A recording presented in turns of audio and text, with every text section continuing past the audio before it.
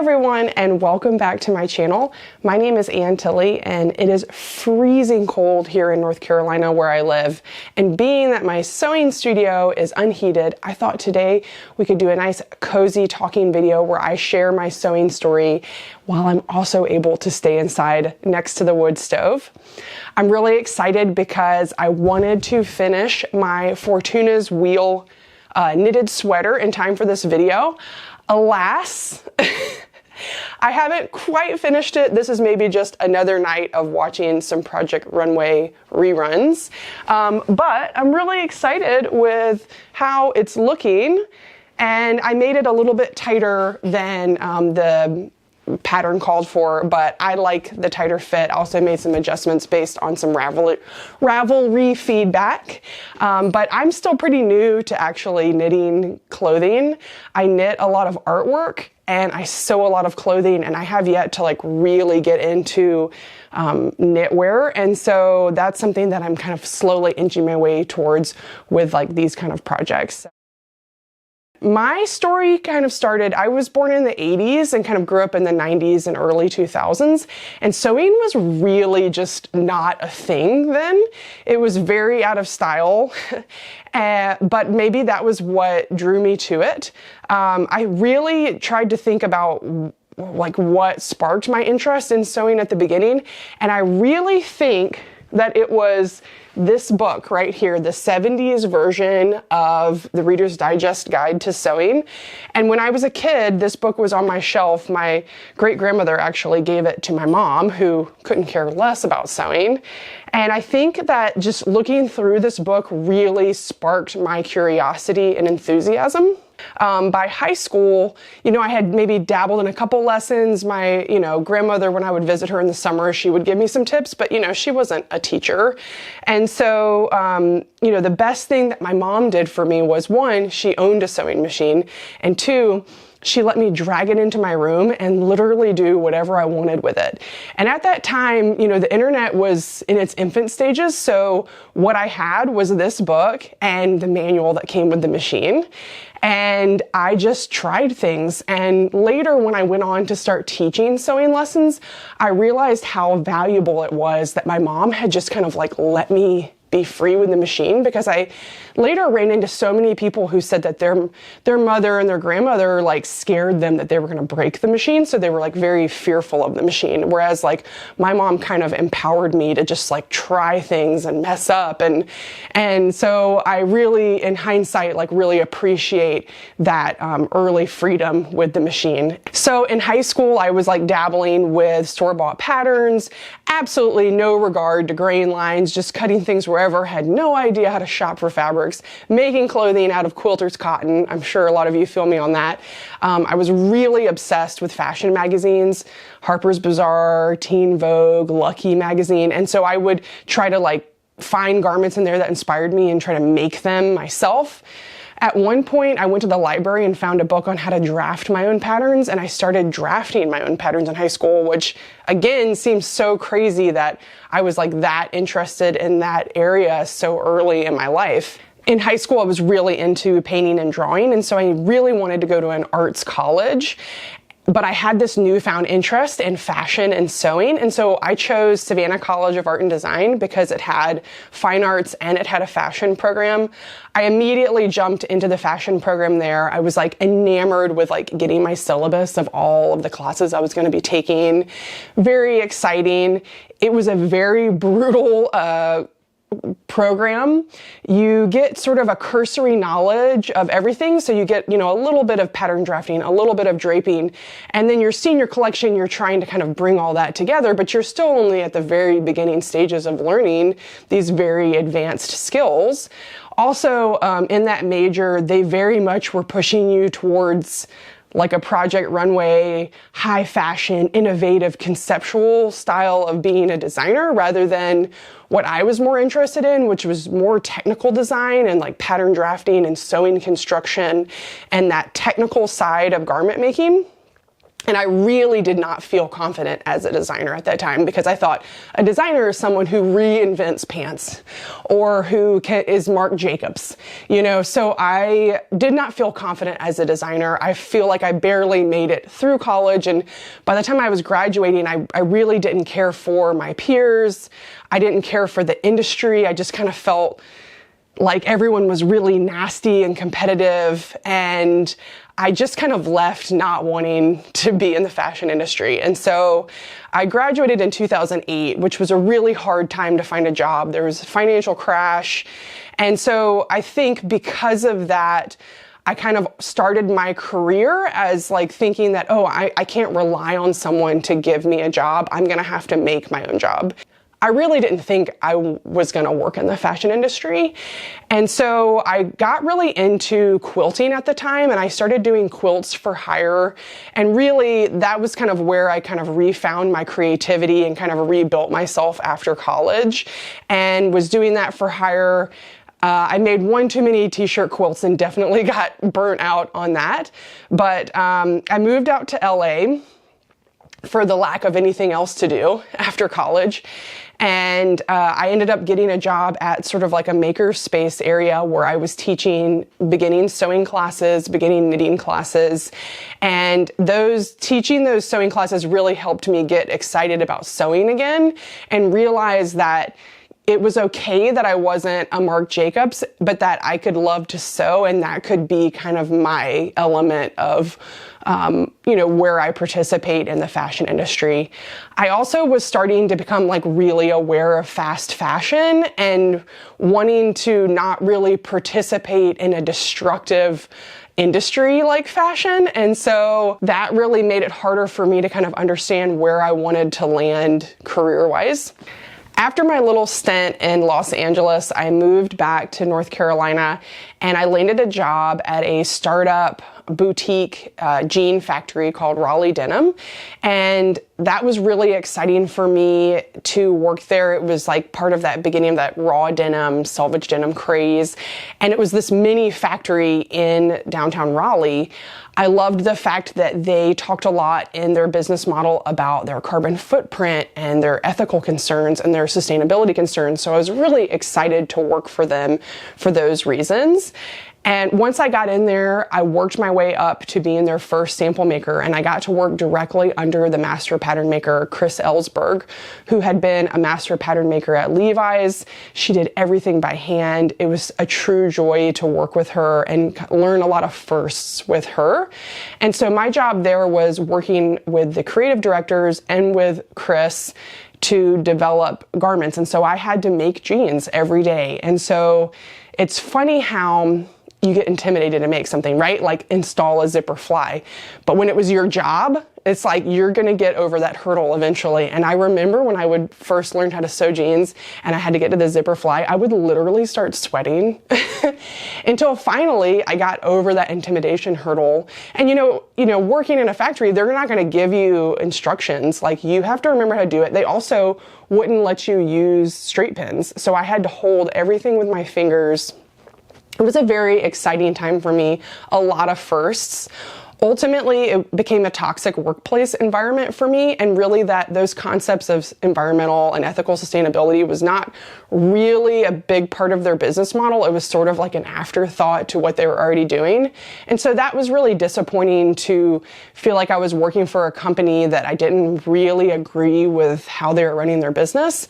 And so ultimately, I left that job. I moved a little west with my future husband, and we moved into a house that had a detached building behind it. And that was really exciting because I set up my first home sewing studio. I bought my first industrial equipment, and I actually have a video on that sewing tour video of that building that I made before I moved out. And that was huge for me to then create a space. I decided I wasn't gonna buy clothes anymore, and I had to make everything I wanted to wear. So when you graduate from fashion school, it's not necessarily like you suddenly have all this confidence about making clothes for yourself. In reality, you are being taught to make clothes for models, for other people, and not for yourself. And so I was still intimidated about making my own clothing. working at the jean factory and working under Chris had definitely built up my confidence, but I still didn't feel comfortable about sewing with knits, sewing on a serger. And so I decided to challenge myself to not shop and make everything that I wanted. And being in that space and just having the time to just try and try was the best learning lessons I ever got. So, you know, if you're unsure about if this fabric works with this pattern, try it, see what happens. You might fail, but then you learn all of those things afterwards. And so that was really huge for me to have that space. Also, we moved out to the countryside and I didn't have all of these distractions around me, and I just absolutely fell in love with living rurally. I got another job during that time working for an even smaller boutique production studio. I wouldn't even call it a factory, I'd call it a studio. Called Gaia Conceptions. That's all knitwear, cut and sew, made to order. And they very much walk the walk of thoughtfully made, conscientious of the environment, working with, made to order model, working with organic fabrics, and also had a really healthy workplace environment. Like we had music playing and windows open and plants. And I really enjoyed working there and actually seeing someone trying to make clothing and be part of a lighter impact, on the environment. And so that was great. I got really good at sewing on a serger, threading a serger, working with knits, cutting knits. I did every job in that little studio. So cutting, sewing, dyeing. We would dye all of our garments to order based on what customers wanted, and packaging and everything. I also was inspired by that model. And so as I'm building my confidence for my own clothing, for my own wardrobe, I wanted to share that with my friends and family. So I decided I wanted to create my own clothing company with this made to order model. But it would be my taste instead of Gaia Conceptions' taste. So that became my first kind of Ann Tilley handmade business. Well, I guess the quilting business was kind of under that name. So this is my second business that I'm working towards under the name Ann Tilley Handmade. And I decided to do all made to order and made to measure clothing. So I would make one sample that I would put on myself. I would take pictures. I'd buy like 10 yards of the fabric. I'd put it up on a website. I showed everyone how to measure themselves and enter it into a form. And then when I would get an order, I would get their measurements. I would take my pattern and then I would just adjust it on the fabric to cut it to fit them. And for all purposes, it was successful, except for that I wasn't making any money, because it turns out that if you're trying to make everyday clothing and make it affordable, you're just not gonna make any money. And especially if you're making made to measure, like thoughtfully made clothing one at a time. And so I was happy with what I was learning, but I wasn't making money. And some of the best advice I got from a friend at that time was, the point of a business is to make money to support your life. Like if that's, where you're going. And if you're not making money, then you're a charity. So I kind of was like, okay. So I had to kind of break away from that idea of like, I want it to be super affordable, because let's be honest, like clothing, if you want affordable clothing, you can go to Walmart and buy a $1 shirt. There is affordable clothing out there, and someone like me is not going to be able to compete with someplace like Walmart. So I decided to close that business, which again is very empowering to realize that you can choose to end something if it's not working for you. So I decided to close that business. I'm still working at Gaia Conceptions, so I've got kind of a safety net there. And then I meet a business partner named Ann Schroet, and she runs a company called Red Canary Studios that does custom digital printing on fabric. So if that's something that interests you, definitely check out redcanarystudios.com. She can print on almost anything. It's fabulous. And so we started a business, Ann and Ann, where it was her digitally printed fabric and my garment patterns. And we started making higher end clothing, still made to order. It wasn't made to measure, and so then that was when I started learning how to do grading, like figuring out different sizing, what my standard small, medium, large would be, etc. And that business was actually pretty successful. We did a really great job with our social media, our email marketing. The clothes were beautiful and we made money. Unfortunately, my business partner didn't want to keep doing it and she pulled out. And I don't blame her for that because I was extremely stressed. I think there was a part of me in that time that really wanted to prove to somebody, maybe just myself, that I could work hard. And so I did. And I worked really hard. Wow, it's like funny, I'm getting emotional about it. I worked really hard at the time and I could do it, but at the expense of my health. I wasn't cooking dinner. I wasn't spending time with my family. God, this really got me, huh? Pull it back in. I cry a lot. Don't feel special. My life balance was out of whack. So it was like I got to a place where I had my dream job and I was miserable. And so that was, again, a great learning lesson for me to realize that my life balance was important too. And that ultimately for me, my career is not really separate from my life. Like my career is my life is my career. I'm happy with that. But it means that I need to create balance and I need to set limitations for like what is important to me ultimately day to day, week to week, year to year, month to month, you know? So it was kind of a blessing, honestly, that she wanted out of the business and we closed everything down right before COVID. So that was convenient. Also in that business, I was spending so much time doing marketing and sales and I didn't want to do that. Like I wanted to like develop the patterns, you know, I wanted to come up with new designs.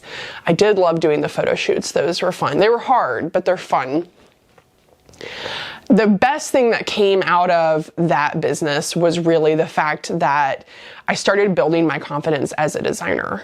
Also, like during all of this time, I was working for hire, like freelancing with other designers where like they would have an idea, they would come to me and then I would, you know, develop the pattern and sample for them because I still had this mentality that I wasn't a designer, that I was a technical designer. And so I did that for years. I finally phased that out a couple years ago. I'm so glad not to do that anymore. Although, you know, I was good at it. Working with clients is hard. So xoAnn really helped me build my confidence as a designer because ultimately you have to come up with something to sew something. And actually I developed the magic pants that was going to be an xoAnn garment, like that we were going to sell the pants. And we closed before it came out. Like I made the pattern, we'd done the photo shoot and it didn't happen. So I kind of thought the magic pants were just something I was going to wear.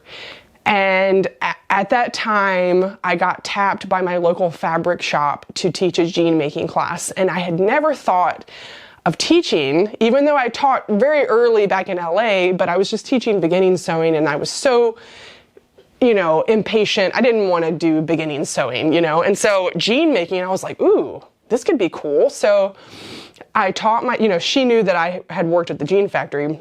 I taught my first class and it turned out that I was really good at it and I liked it. And so that really got me started in teaching garment making. And my first classes, a lot of them were with my original patterns.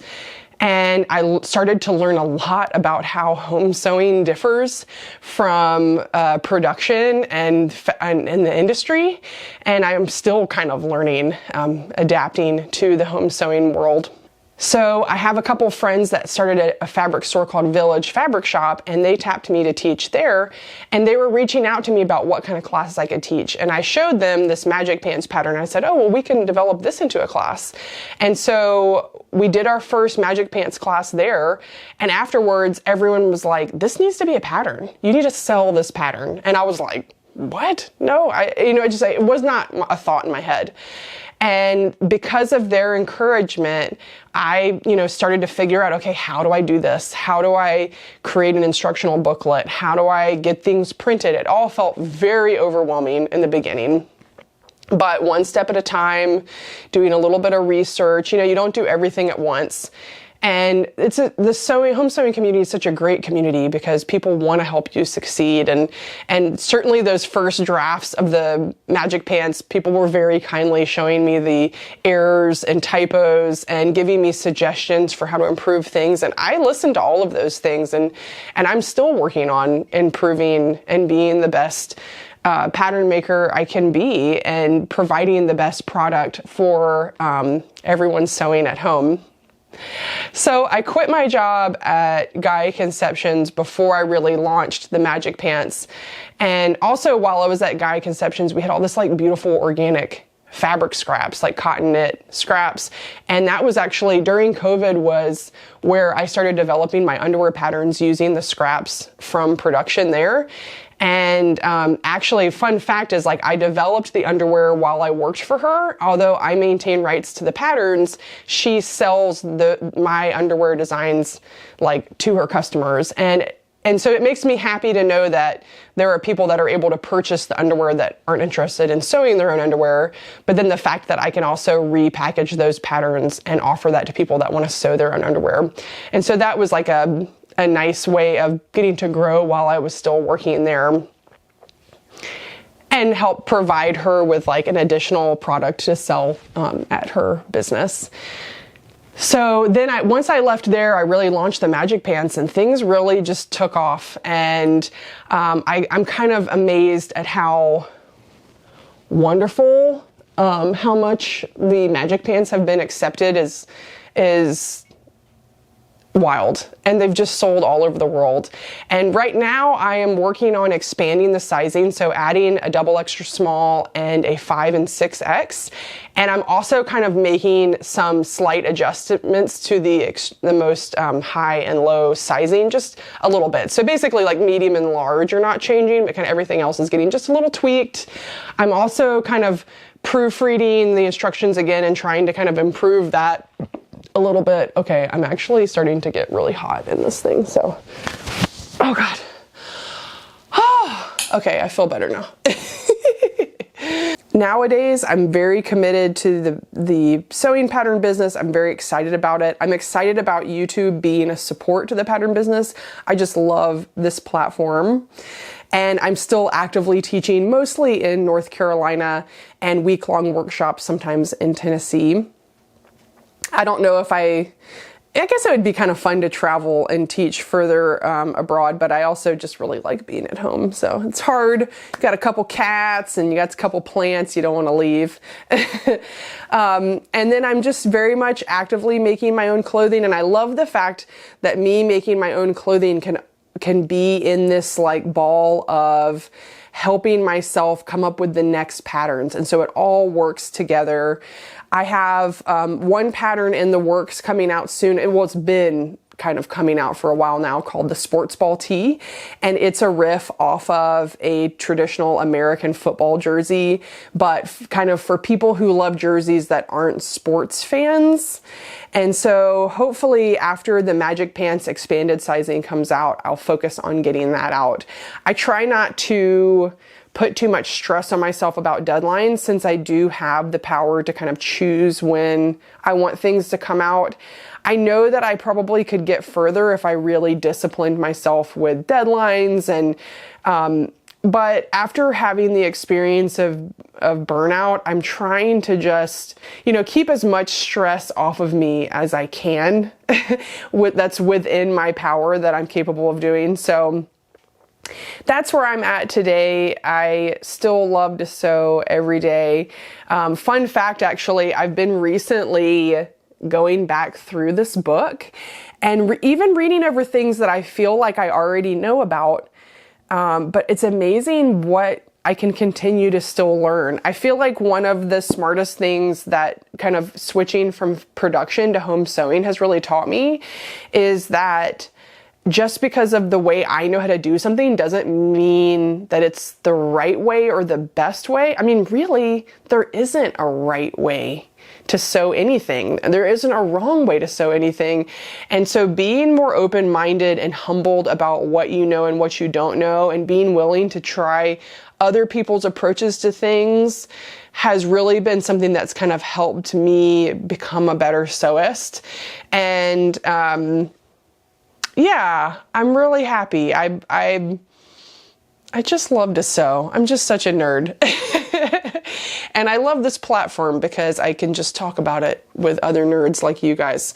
So I hope that my story was interesting to you. I really appreciate you listening, and I'll be back for another one soon. Bye. Mwah.